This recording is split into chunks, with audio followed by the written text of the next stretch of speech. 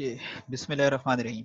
अच्छा, previous session में हमने ये डिसाइड किया था कि इस सेशन में हम लेबलिंग एंड पैकिंग के रूल्स को डिस्कस करने की कोशिश करेंगे।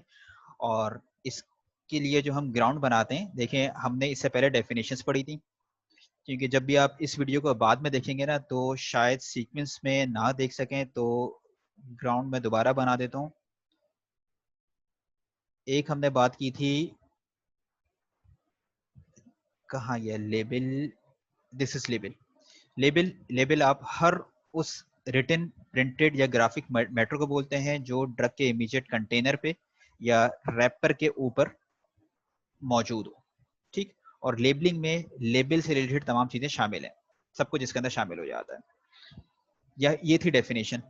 इस डेफिनेशन के बाद फिर आप लोगों ने मिस ब्रांडेड ड्रग की डेफिनेशन भी जहन में रखी है, जिसमें ऑल अबाउट लेबल है। काउंटरफीट की डेफिनेशन आपके जहन में है, जिसमें लेबल को कॉपी करने की बात हो रही है।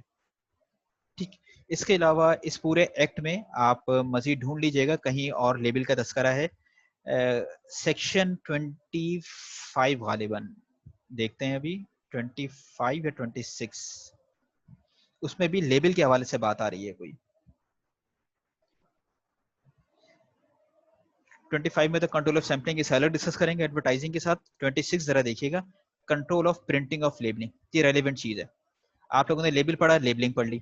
अब लेबलिंग के एक पूरा बाकायदा सेक्शन मौजूद है जो कि कंट्रोल के हवाले से, कि लेबल की प्रिंटिंग को आपको कंट्रोल करना है। टेक्स्ट क्या लिखा हुआ है? टेक्स्ट लिखा हुआ है कि नो पर्सन। अच्छा, एक बात का ख्याल रखिएगा, ये जब जुमले शुरू होते हैं ना, जो नो से शुरू होते हैं, तो बड़ा स्ट्रॉन्ग वर्ड्स होते हैं। ये बहुत ही स्ट्रॉन्गली है, ये सॉफ्ट वर्ड्स नहीं है, सख्त जुमले, एब्सोल्यूट, मतलब कोई और ऑप्शन नहीं। No person shall print any labelling. Labelling मतलब अभी डेफिनेशन देख कर आए, लेबलिंग है मतलब लेबल की बात नहीं हो रही, लेबलिंग, लेबल के अलावा जितने एक्सेसरीज सब शामिल है। Labelling in respect of any drug which is required to be registered under this act. अब पहली बात तो यह है कि कोई भी प्रिंट नहीं कर सकता, तो फिर ये सब प्रिंट कहाँ हो रहे होते हैं? But is not so registered after the date fixed by the federal government under subsection 6 of section 7 of person who does not possess a license under this act to manufacture that drug. अब इस पूरे को हम पढ़ लें तो मतलब क्या बनेगा, समरी तो मैं बता दूंगा, मतलब बता दूंगा, लेकिन अब हम इसको जरा समझने की कोशिश करते हैं। पहला पार्ट ये कह रहा है कि no person shall print any labelling in respect of any drug, मतलब किसी ड्रग का कोई लेबल प्रिंट नहीं कर सकते, ऐसी ड्रग जिसे आपको रजिस्टर करना हो इस एक्ट में। इसका मतलब है किसी भी रजिस्टर्ड ड्रग का लेबल कोई भी शख्स प्रिंट नहीं कर सकता। ठीक, अच्छा, और वो बंदा जो हु, अब यहां से देख लें, who does not possess a license under this act to manufacture the drug। एक वो जिस कोई भी नहीं कर सकेगा, और जिसके पास मैन्युफैक्चरिंग लाइसेंस ड्रग का नहीं है वो भी प्रिंटिंग नहीं करेगा। तो फिर प्रिंटिंग करेगा कौन? लेबल की प्रिंटिंग कौन कर सकता है? लेबल की प्रिंटिंग करेगा वो जो ड्रग की मैन्युफैक्चरिंग कर रहा है, जिसके पास मैन्युफैक्चरिंग लाइसेंस है। फिर अब हम देख कहाँ प्रिंट करेगा, इंडस्ट्री के अंदर ही उसे कोई सेटअप लगाना पड़ेगा। अब इंडस्ट्री के अंदर ही कोई सेटअप लगा रहे हैं तो प्रिंट क्या मतलब कोई प्रिंटिंग प्रेस लगाना है? नहीं, ऐसी बात नहीं है। कुछ लोग कर सकते हैं, कुछ इंडस्ट्रीज ने अपना प्रेस लगाया हुआ है, प्रॉपर लेबल वो खुद बना रहे होते हैं, वहीं पर एफिक्स कर रहे होते हैं। कुछ कंपनीज नहीं कर सकती। अब आप देखिएगा ना, ये जो कराची में जो बड़े जो प्रिंटिंग प्रेस की जो मार्केट्स हैं, वहां पर लेबल्स प्रिंट हो रहे होते हैं। पाकिस्तान चौक है, नाजाबाद के जो पेपर मार्केट है, यहाँ पर प्रिंट हो रहे थे। तो ये कैसे प्रिंट हो रहे हैं? तो यहाँ पर जिसके पास मैन्युफैक्चरिंग लाइसेंस है, जो मैन्युफैक्चर कर रहा है, और मैन्युफैक्चरिंग में लेबलिंग भी शामिल है, ये उसकी जिम्मेदारी है। अब ये उसकी जिम्मेदारी है कि ये कहीं से भी प्रिंट करा रहा है और इसका मिसयूज ना हो। अगर मिसयूज होगा तो ही और शी शैल बी रिस्पॉन्सिबल। तो कंट्रोल ऑफ प्रिंटिंग में सिंपली अभी तक हम पहली रीडिंग लेते हैं तो बात ये आ रही है कि प्रिंटिंग कोई भी नहीं करेगा एक्सेप्ट द वन जिसके पास मैन्युफैक्चरिंग लाइसेंस है, क्योंकि मैन्युफैक्चरिंग में पैकिंग शामिल है। और अगर आप मैन्युफैक्चर की डेफिनेशन को दोबारा देखिएगा तो वहां पर लेबलिंग का भी तस्करा है। ठीक है, यहाँ पर प्रिंटिंग ऑफ लेबलिंग की बात हो रही है। इसको ध्यान में रखते हुए अब हम जरा आगे बढ़ते हैं और हम printing and labelling and packing rules की तरफ हम जरा शिफ्ट करने की कोशिश करते हैं। मेरा ख्याल है अब आपकी स्क्रीन पर the drugs labelling and packing rules 1986 display हो रहे होंगे। यस जी सर। Okay yes sir. ठीक है, ये आपके मैनुअल का ही पोर्शन है, इसको जरा हम देखते हैं। अच्छा, अब हम उस नॉलेज को अप्लाई करते हैं जो नॉलेज हमने एक्ट पढ़ने के दौरान में अप्लाई की है। हमने कहा था कि इसमें हम कुछ चीजों को देखेंगे। शॉर्ट टाइटल एंड कमेंसमेंट क्या इसके अंदर मौजूद है, इसमें प्रीएम्बल कहीं नहीं लिखा हुआ, ठीक है, क्योंकि ये टाइप हुआ है तो शायद जो टाइपिस्ट है उसने छोड़ दिया होगा। गजेट होता है, गजेट आप लोग अगर ढूंढ सकें तो गजेट ढूंढ लीजिएगा, उसमें शायद प्रीएम्बल हो। बहरहाल short title and commencement, short title का क्या कहेंगे इसे, these rules may be called, ये आप लोगों को पता है, आप यहाँ से पढ़ सकते हैं, इसका नाम क्या होगा, the drugs labelling and packaging rules 1986। इससे पहले 78 में रूल्स बने थे, 82 में रूल्स बने और फिर 86 में रूल्स बने। 86 के बाद फिर मजीद मॉडिफिकेशन आई, मॉडिफाइड रूल्स भी शायद इसी मैनुअल में नीचे कहीं मौजूद होंगे। पहले हम 86 के रूल्स पढ़ लें, उसके बाद मॉडिफाइड रूल्स को थोड़ा डिस्कस करने की कोशिश करेंगे। आपने सेक्शन अच्छा एक और चीज, ये चूंकि रूल्स हैं तो इसलिए आप इसे सेक्शन नहीं बोलोगे, आप इसे बोलोगे रूल नंबर 1। तो यहाँ पर रूल नंबर 1 में मेंशन है शॉर्ट टाइटल, और शॉर्ट टाइटल आपको पता चल गया। शॉर्ट टाइटल के बाद फिर अब बात आ रही है नंबर 2 की। अब ये नंबर 2 क्या है, ये नंबर 2 सेक्शन है।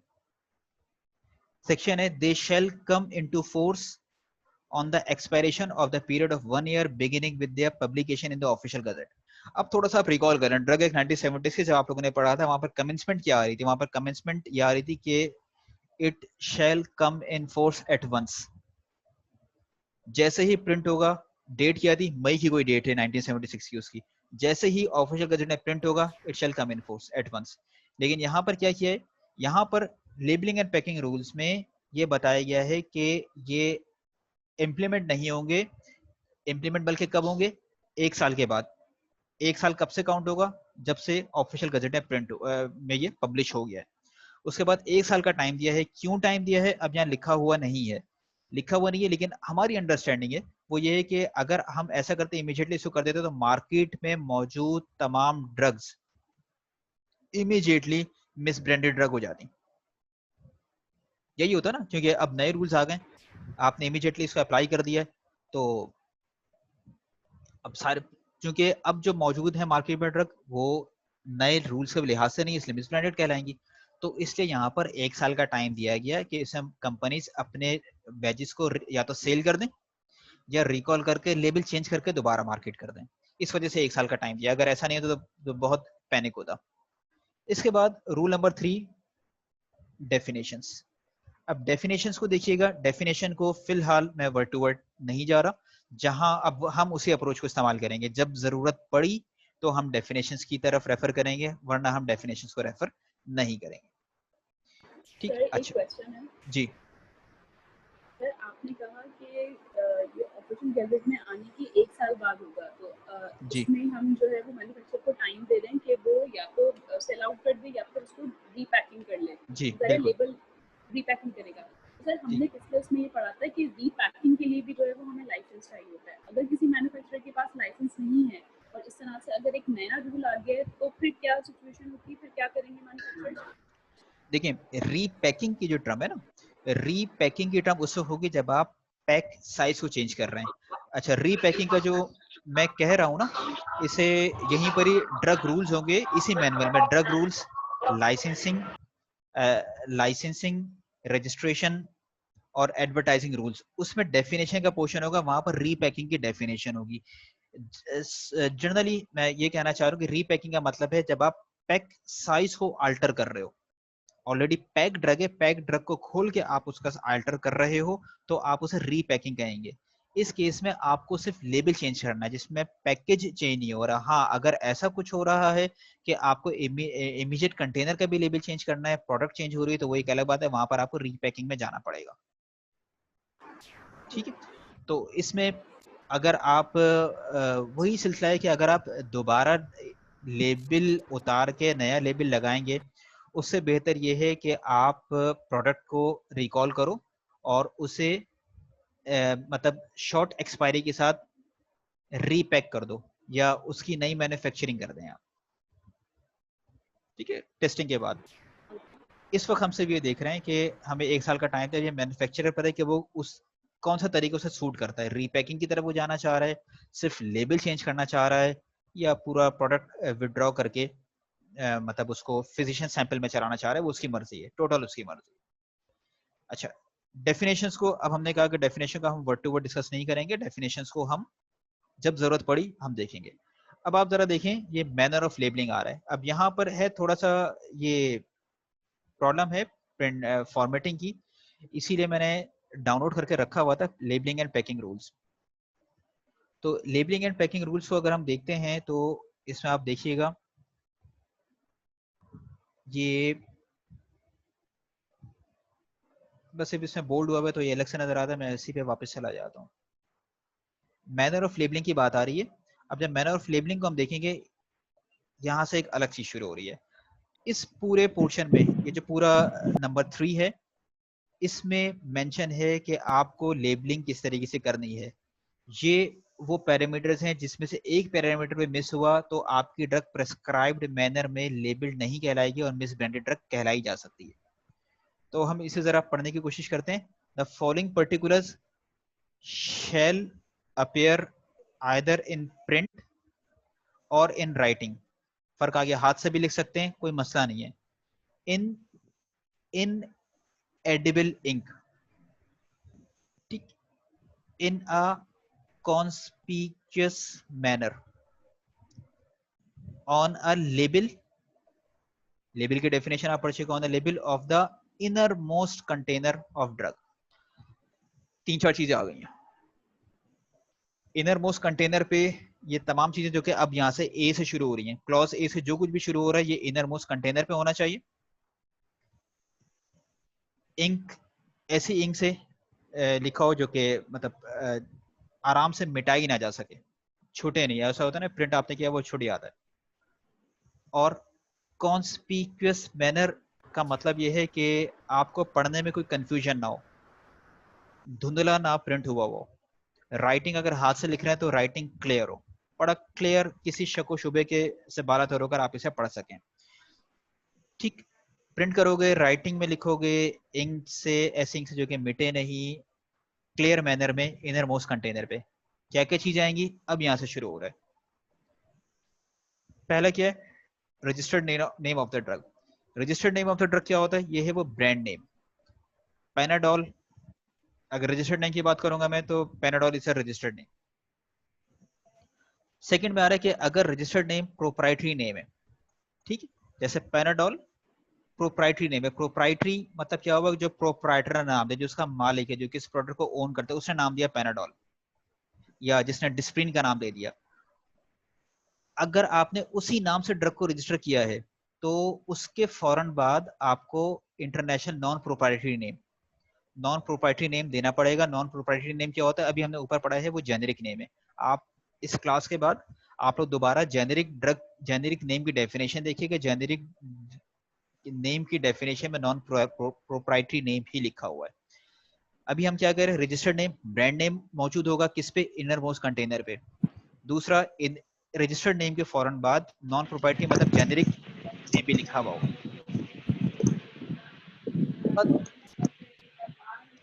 यही बात है कि अगर केमिकल नेम है या जेनेरिक नेम है, ये मतलब यहाँ तक ए बी सी की अगर हम बात करेंगे तो ब्रांड और जेनेरिक की बात कर रहे हैं, इमीडिएटली आफ्टर दैट मेंशन होगा ये।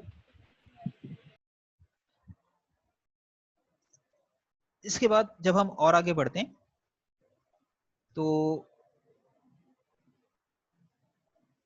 International non proprietary name.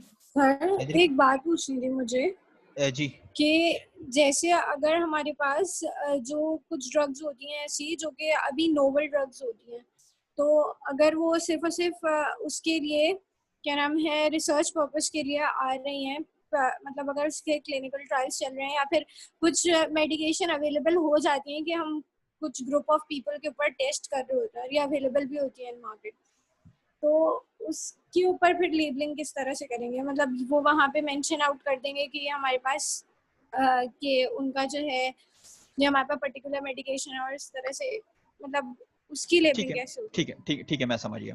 देखिए, हम जो कुछ भी पढ़ रहे हैं ना, ये रूल्स, ये जो सारे पर्टिकुलर्स हैं, ये रिक्वायरमेंट किसकी है, ड्रग की। ड्रग के ऊपर ऐसा जी लेबल सर। होना चाहिए।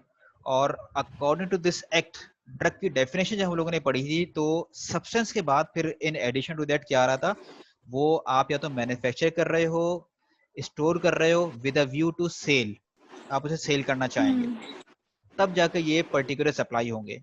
जो सिनेरियो आप बता रही हैं एक्सपेरिमेंटल ड्रग की, those drugs are not available for sale, वो कंट्रोल्ड ट्रायल्स हैं, तो वहां पर इतनी ज्यादा रिक्वायरमेंट नहीं आएगी। प्लस ऐसी ड्रग जो कि आपने फार्मेसी में बनाई है, उनके ऊपर जो लेबल लगेगा उस पर भी ये रिक्वायरमेंट नहीं आएगी, क्योंकि वो मैन्युफैक्चर की डेफिनेशन में नहीं आ रही है ड्रग। अभी हमने आज ही डिस्कस किया है इससे। जी सर। तो उसमें ये जो रिक्वायरमेंट है ना, इस रिक्वायरमेंट में रिलैक्सेशन मिल जाएगी।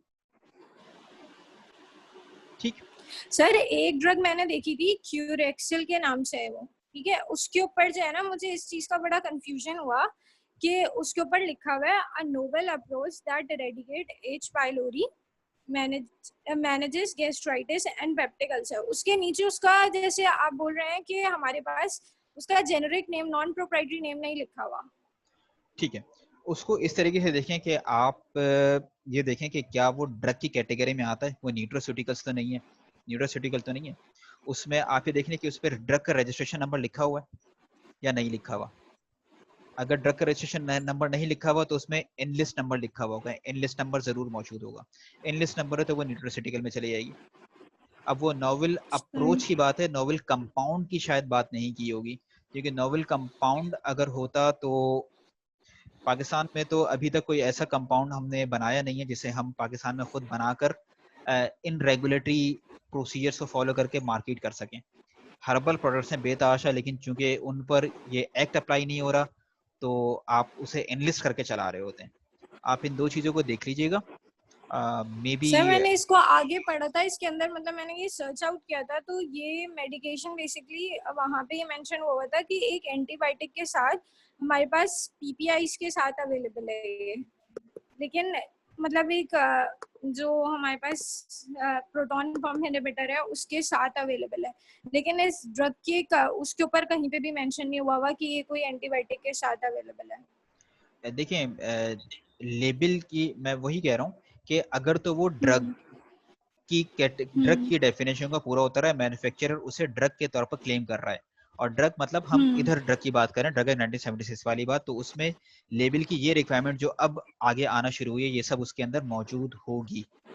ठीक, और उसके लिए आप देख लीजिएगा उसमें कहीं ना कहीं रजिस्ट्रेशन नंबर जरूर लिखा हुआ होगा, अदरवाइज वो न्यूट्रोस्यूटिकल होगी जिसमें एनलिस्ट नंबर मौजूद होगा, वो आप देख लीजिएगा।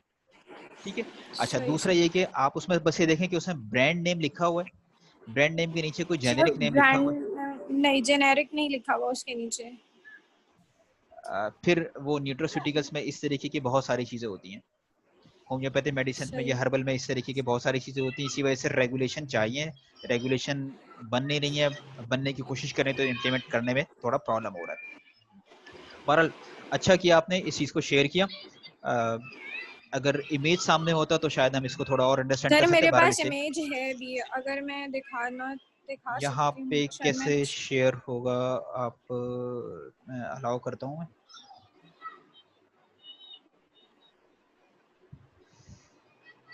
चलें, इसको अभी मैं शायद ना सर कर शेयर सकूं। कंटेंट में होस्ट ही शेयर कर सकते हैं नहीं, फिर। वो बिल्कुल होता है, लेकिन अभी सर मैं आपको अगर पर्सनली शेयर करना चाहूँ तो कर सकती हूँ, बिकॉज आई कैन। मुझे व्हाट्सएप करें। सर मैं आपको पर्सनली व्हाट्सएप कर देती हूँ, 1 मिनट।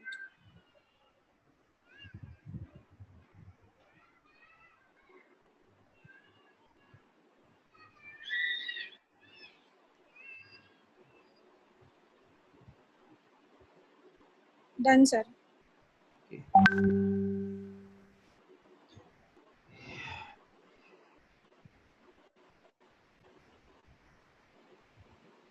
इससे ज्यादा नहीं बढ़ा, ठीक है। अच्छा, 14 कैप्सूल क्यूरेक्सिल, क्यूरेक्सिल क्यूरे क्यूर और 9 लिखा हुआ मैं पढ़ पा रहा हूँ, इसके बाद मैं और जूम नहीं कर पाऊंगा इसे। इसी बैक साइड पे कहीं ना कहीं मैन्युफैक्चरर का नाम लिखा हुआ है, मैन्युफैक्चरर का नाम, address, registration number, licence number. Sir मेरे पास तो फ्रंट की पिक्चर आई थी, तो मुझे इसमें बड़ी अच्छा, कंफ्यूजन हुई थी कि ये कैसी मेडिकेशन है। नहीं नहीं, हो सकता है कि इसकी बैक साइड पे डिटेल हो। अभी जो हम पढ़ रहे हैं ना, ये इसमें मैनुअल में जो हम चीज पढ़ रहे हैं, लेबलिंग पैकिंग रूल्स, जी सर। ये तमाम पर्टिकुलर्स मौजूद होने चाहिए अगर वो ड्रग है। अगर वो न्यूट्रोस्यूटिकल्स है तो फिर उस पर ये वाले रूल्स फिलहाल अप्लाई नहीं हो रहे हैं। जो मॉडिफाइड रूल्स हैं उनमें प्रोविजन आ रहा है कि वो भी अप्लाई होंगे 2022 के बाद ये चीजें हों। अभी कोई टाइम फ्रेम नहीं है, ठीक है। उसकी सही। जिसने भी भेजा उसे कहेगा कि भाई इसकी बैक साइड पे बाकी इन्फॉर्मेशन होगी वो तो शेयर करें, क्योंकि फ्रंट पे सिर्फ कंपनी का सही। नाम है और प्रोडक्ट है। हम्म। लेकिन जो रिक्वायरमेंट है ना, जो अभी आपने पढ़ी है, जो भी अभी हमने देखी है जी कि सर। रजिस्टर्ड नेम के बाद ये जो देखें, then immediately following the registered name, ये जैसे क्यूरेक्सिल है, द इंटरनेशनल नॉन जी। Proprietary name approved for this purpose in conspicuous manner. तो उस नाम के साथ non international non proprietary name लाजमी तौर पर मौजूद होना चाहिए। कॉमनली आप ड्रग्स को देखिएगा, उन ड्रग्स में इसी तरीके से लिखा हुआ होता है, जी सर। ठीक है। अच्छा, अब यहाँ तक हम आ गए थे। मैं क्विकली जरा इन पर्टिकुलर्स को एक दफा कर लूं, डिस्कस शायद अभी हम नहीं कर सके, मैं क्लास एंड करने वाला हूँ 5 मिनट में। क्विकली जरा इसको देख लेते हैं, डिस्कशन फिर हम अगली क्लास में इसको कर लेंगे। अच्छा, अब यहाँ पे मैं सी के बाद इसके सब सेक्शन सब क्लॉजेस को मैं स्किप कर रहा हूँ इस वक्त ऑन पर्पस। सी के बाद मैं आ रहा हूँ डी पे, मतलब ये रिक्वायरमेंट्स है कि क्या कुछ लेबल पर मौजूद होना चाहिए। पहला था brand name, generic name, generic name के बाद फिर बात आ रही है name and principal place of business of the manufacturer. Manufacturer का नाम मौजूद होना चाहिए, नाम भी होगा, और उसकी प्रिंसिपल प्लेस ऑफ बिजनेस मतलब एड्रेस, इसको आप आसान अल्फाज में समझ लें। और यूं कह लें कि अगर एक कंपनी के एक से ज्यादा प्लांट्स हैं तो आपको उस प्लांट का एड्रेस देना पड़ेगा जहां पर वो एक्चुअली मैन्युफैक्चर हुई है। ये आप लोग को बहुत अच्छी तरीके से पता है कि कुछ कंपनीज हैं जिनके एक से ज्यादा साइट्स हैं। जीएसके का ऑपरेशन एक से ज्यादा जगहों पर हो रहे हैं। बॉश फार्मा है, चौथा प्लांट शायद वो शुरू करें, जाफा है, मतलब इनके एक जगह के अलावा दूसरे प्लांट से। तो यहाँ पर एड्रेस कहाँ का आएगा? एड्रेस आएगा जहां पर वो प्रोडक्ट जिसके आप लेबल की बात कर रहे हैं वो मैन्युफैक्चर हुई है। नाम के बाद मैन्युफैक्चरर का नाम और एड्रेस आ रहा है, उसके बाद मैन्युफैक्चरिंग लाइसेंस नंबर आ रहा है। मैन्युफैक्चरिंग लाइसेंस नंबर आप देखिएगा ये भी जरूर मौजूद होगा। मैन्युफैक्चरिंग लाइसेंस नंबर के बाद रजिस्ट्रेशन नंबर मौजूद होना चाहिए, डेट ऑफ एक्सपायरी मौजूद होनी चाहिए, और डेट ऑफ एक्सपायरी के साथ साथ उर्दू में ड्रग का नाम लिखा हो। अब आप देखें, अब आप किसी भी ड्रग को घर में होगी ना, कोई भी ड्रग का लेबल आप उठा के देखने, चीजें जरूर मौजूद होंगी। उर्दू में ड्रग का नाम होगा, डोजेज लिखी हुई होगी और अदर इंस्ट्रक्शंस होंगी, ठीक है। ये उर्दू में जरूर मौजूद होगा। एच के बाद फिर आप आए आई पे। आई में बात आ रही है बैच नंबर, बैच नंबर की बात आ रही है, डेट ऑफ मैन्युफैक्चर की बात आ रही है, और मैक्सिमम रिटेल प्राइस की बात आ रही है। ये तीन चीजें एक ही में कवर हो गई हैं। अब इससे बस ये कर दिया है, ये फर्क कर दिया है कि अगर वो उस ड्रग को आपने स्ट्रिप में पैक किया है या ब्लिस्टर में पैक किया है, या एम्प्यूल है, छोटा एम्प्यूल मतलब जहाँ पे जगह कम होती है, 2 की 2 ml की कैपेसिटी से अगर कम होता है, तो आप इस इंफॉर्मेशन को, किस इंफॉर्मेशन को, ये वाली जो इंफॉर्मेशन है, खासतौर पर ये वाली जो इंफॉर्मेशन है, इसे आप जो अदर कंटेनर है, इसके बाद जो कंटेनर है उसके ऊपर आप प्रिंट कर सकते हैं। लेकिन ये परमिशन आपको रजिस्ट्रेशन बोर्ड से लेनी पड़ेगी। तो अगर हम लिस्ट करें तो ये कितनी चीजें होंगी जो कि लेबल के ऊपर मौजूद होंगी, क्योंकि देखिए इसके बाद फिर ये बात आ रही है 4 की, जिसमें फिर अदर इंस्ट्रक्शंस हैं। ऐसे हम अगले सेशन में कवर करने की कोशिश करेंगे। अभी हम काउंट करते हैं। Retail price 1, date of manufacture 2, batch number 3, ठीक।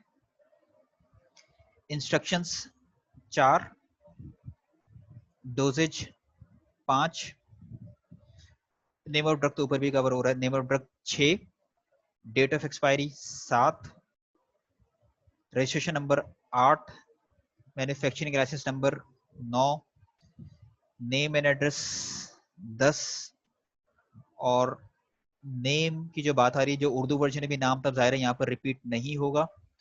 तो अब नेम को आप या तो जेनेरिक नेम के साथ मिला के पढ़ें, जेनेरिक नेम और ब्रांड को अलग कर रहे हैं तो ये अलग हो जाएंगे 11। अगर जेनेरिक और ब्रांड को एक साथ मिला के कर रहे हैं, उर्दू और इंग्लिश में मिला के कर रहे हैं, तो ये 10 पर्टिकुलर्स हो जाएंगे। तो इन शॉर्ट एक लेबल पर अगर उसे मिस ब्रांडेड ड्रग के चार्ट से बचाना है तो ये 11 पर्टिकुलर्स मौजूद होने चाहिए। और जब हम 11 पर्टिकुलर्स की बात कर रहे हैं तो हम इसमें शामिल कर रहे हैं उर्दू में ड्रग का नाम लिखा हुआ होगा, इंग्लिश में भी होगा और उर्दू में भी होगा।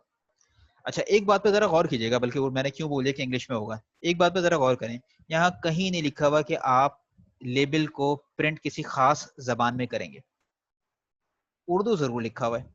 क्या वजह हो सकती है इसकी, और इंग्लिश में ही क्यों प्रिंट करते हैं सब?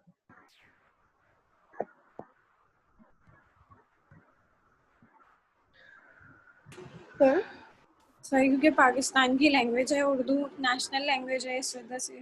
नहीं, मैं कह रहा हूँ कि उर्दू में तो सिर्फ 3 पर्टिकुलर्स की बात है, बाकी जी। पर्टिकुलर्स के लिए उर्दू मैंडेटरी नहीं है। ठीक है, मैंडेटरी उन 3 चीजों के लिए है। कौन सी 3 चीजें? ड्रग, इंस्ट्रक्शन और जी डोजेज। सर। ठीक है, बाकी सर तमाम क्योंकि चीजें बहुत से लोग इलिटरेट होते हैं तो वो लोग उर्दू तो पढ़ ही सकते हैं, इस वजह से शायद। नहीं नहीं, देखें, जो उर्दू पढ़ा है वो इलिटरेट और तो नहीं है सर ना। जो आउटसाइडर्स होते हैं लाइक सर मैं इसमें ये ऐड करना चाहूँगी, जो आउटसाइडर्स आते हैं लाइक पाकिस्तान में, तो उनके लिए अगर परचेज करना चाहें कोई मेडिसिन तो वो इंग्लिश में पढ़ सकें, क्योंकि उन्हें तो उर्दू नहीं आती। जैसे अगर हम कहीं बाहर जाते हैं, तो अगर मैं सऊदीया की आपको एक एग्जाम्पल दूँ, तो सर मुझे तो वहाँ पे कहीं मेडिसिन मैंने लिया था रियाज फार्मास्यूटिकल की, तो मुझे तो वहाँ पे कहीं भी उर्दू नजर नहीं आया, मतलब एक इंग्लिश में ही पर्टिकुलर लिखी हुई थी सारी चीज़ें। ठीक है भाई, इसी तरीके से मैं जब जर्मनी में था, या मुझे तो कोई भी लेबल ऐसा नहीं मिला था पे अंग्रेजी में लिखो, डिक्शनरी खोल खोल के चेक करना पड़ता था। ठीक है, अब देखें बात क्या हो रही है, बात ये हो रही है कि आप लिखेंगे जो लैंग्वेज है ना, लैंग्वेज आप ये लिखेंगे जो कि उस एरिया में बेहतर तौर पर समझी जाती हो। किसी भी कंट्री की बात करेंगे, आप लोकल लैंग्वेज जी सर। में लेबल की प्रिंटिंग की रिक्वायरमेंट है। पाकिस्तान में चूंकि इंग्लिश हमारी ऑफिशियल लैंग्वेज है, उर्दू हमारी ऑफिशियल के साथ नेशनल लैंग्वेज भी है, तो हम इन दोनों में से किसी एक को फॉलो करते हैं। मैन्युफैक्चरर कोशिश करते हैं कि मैक्सिमम मटेरियल उर्दू में शो करें, लेकिन कुछ चीज़ें ऐसी होती हैं जिसे आप उर्दू में लिखते हैं तो उसे समझना मुश्किल हो जाता है। अब देखें, प्रेस्क्राइब कौन कर रहा है? डॉक्टर। इसे सेल कौन कर रहा है? By law. सेल कौन कर रहा है? फार्मासिस्ट। दोनों को अंग्रेजी समझने में कोई प्रॉब्लम नहीं है, ठीक है, even they are more comfortable with English. Plus patient की बात इसलिए खत्म हो जाती है कि पेशेंट को फार्मासिस्ट एजुकेट कर रहा है, तो शायद ये वजह हो कि हम अंग्रेजी में तमाम लेबल्स को प्रिंट करते हैं, हालांकि हमारी पॉपुलेशन की मेजॉरिटी इन चीज़ों को नहीं समझ पाती है। इसी वजह से आप देखें, लीफलेट पे गौर करें तो लीफलेट पे उर्दू में भी ज़रूर लिखा हुआ था, लेकिन बहुत क्लियर आप लोगों को पता है कि जितना कुछ अंग्रेजी में लिखा हुआ है वो चीज़ें उर्दू में ट्रांसफ़र नहीं होती हैं। अच्छा, यहाँ पर लैंग्वेज मैंडेटरी नहीं की है, जहन में रखिएगा। इंग्लिश कहीं नहीं लिखा हुआ है कि आप इंग्लिश में प्रिंट करेंगे, बस एक जनरल नॉर्म है। कल कहीं अगर किसी और लैंग्वेज में आता है, आप ड्रग को रजिस्टर करा रहे हैं और आप ये कह रहे हैं कि भाई मैं इसमें इस लैंग्वेज में लिखना चाहूंगा, यू कैन डू दिस। इसी तरीके से जब आप प्रोडक्ट को एक्सपोर्ट करते हैं, अब यहाँ पर मेन चीज आ रही है, जो मेन जो एक इसका मैं, अगर कोई मुझसे पूछेगा तो मैं क्या जवाब दूंगा। जब आप एक्सपोर्ट कर रहे होते हैं तो एक्सपोर्ट आप पाकिस्तान से बाहर जिस कंट्री में कर रहे हैं तो वहाँ की रेगुलेटरी रिक्वायरमेंट्स आपको पूरी करनी है। जी सर। अब वहाँ की रेगुलेटरी रिक्वायरमेंट्स में यकीन लेबलिंग की रिक्वायरमेंट भी होगी। जब लेबलिंग की रिक्वायरमेंट होगी तो वहाँ की लैंग्वेज को आपको फॉलो करना पड़ेगा। ठीक है, मुझे याद है जब मैं फार्मास्यूटिकल इंडस्ट्री में काम कर रहा था तो श्रीलंका का जो एक्सपोर्ट, एक बैच है श्रीलंका का एक्सपोर्ट था, तो वहाँ पर पूरी सिंधाली जबान में प्रिंट किया था। एक डॉट हमें समझ में नहीं आता था, बस प्रिंट कर रहे हैं और अप्रूव भी कर रहे हैं कि हाँ सब कुछ सही लिखा हुआ है। इस तरह होता है। सोमालिया भेजना था, सोमालिया में अरबी में प्रिंट हुआ था। तो जहाँ की रिक्वायरमेंट है वहाँ पर प्रिंट करना होता है। ठीक है, फिलहाल हम इसे यहीं पर ही कंक्लूड करते हैं, क्योंकि मजीद डिस्कशन अगर हम करेंगे भी तो एक तो टाइम से वैसे 10 मिनट ज़्यादा होगा। नेक्स्ट क्लास जब भी होती है उसका टाइम हम डिसाइड कर लेंगे। टाइम टेबल के लिहाज से कल क्लास नहीं है, फ्राइडे किसी को क्लास लेनी तो नहीं चाहिए। ठीक है, मंडे क्या इरादा है आप लोगों का? ईद मनाएंगे? सर जी सर, 3 दिन तो ईद है, सर सैटरडे ईद संडे मनाएंगे।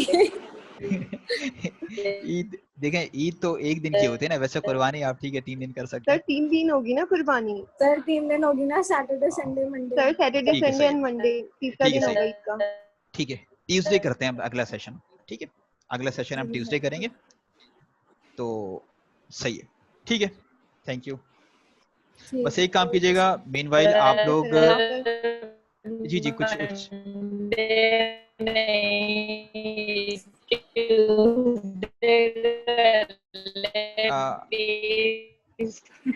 मुझे आवाज थोड़ा समझ में नहीं आ रही, माइक को थोड़ा आप ऑफ करके ऑन कीजिएगा, शायद कुछ बेहतर हो जाए।